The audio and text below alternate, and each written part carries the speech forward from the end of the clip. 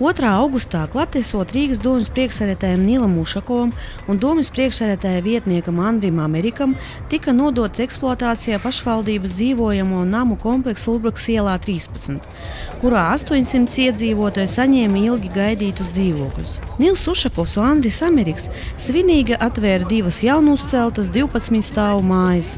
Pirmiem iedzīvotājiem tika pasniegtas atslēgas. Šeit bija vispār liela miskaste.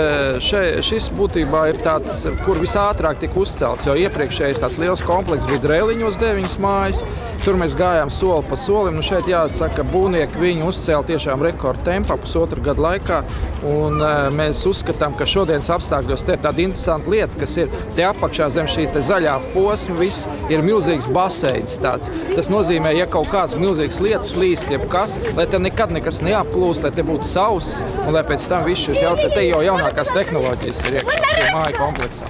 Dzīvojamo māju masīvs sastāv no 6 mājām un 2 bērnu laukumiem.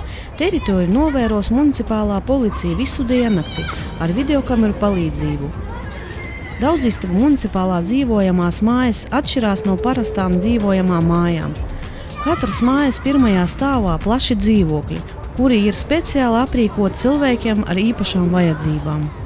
Dzīvokļa durvis ir aprīkots īpašiem rokturiem. Visas slēdzenes un logu rokturi atrodas ērtā augstumā cilvēkiem invalīdu ratiņos, bet toaletēs un vannas istabās ir ierīkota speciāla santehnika.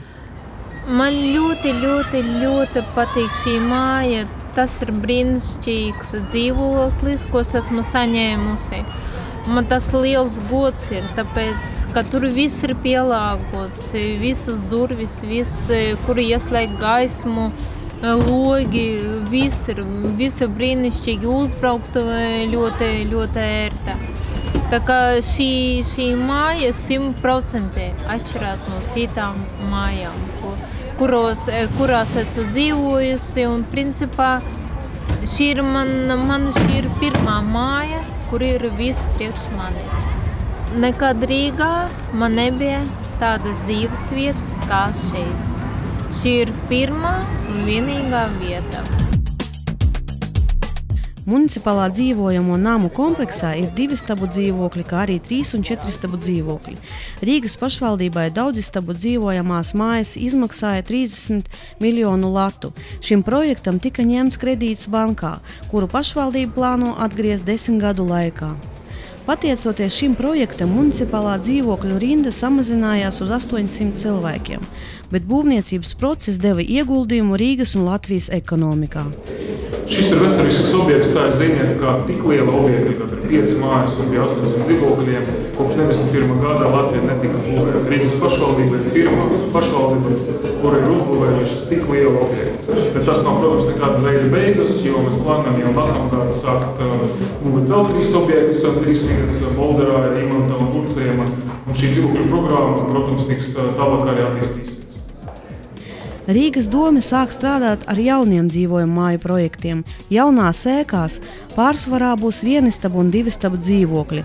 Kā paskaidroja Ameriks, tieši uz tādiem dzīvokļiem ir pieprasījums no rindā stāvošiem rīdziniekiem. Rīdziniekiem, manuprāt, tā ir viena ļoti svarīga lieta, jo mēs tiešām gribam šo dzīvokļu programmu risināt, un arī vēl šogad izsludinājām konkursus vēl 3 dzīvojamā māju kompleksiem. Viens būs Gobas ielā Bolderā, viens Saharova ielā Purciemā un viens Imants 8. līnijā. Un tas nozīmē, ka vēl 1000 dzīvokļu apmēram rīdzinieki pusotru gadu laikā saņems. Mūsu mērķis šodien ir, lai tuvāko 2 sasaukumu laikā vispār likvidētu municipālo dzīvojamo rindu.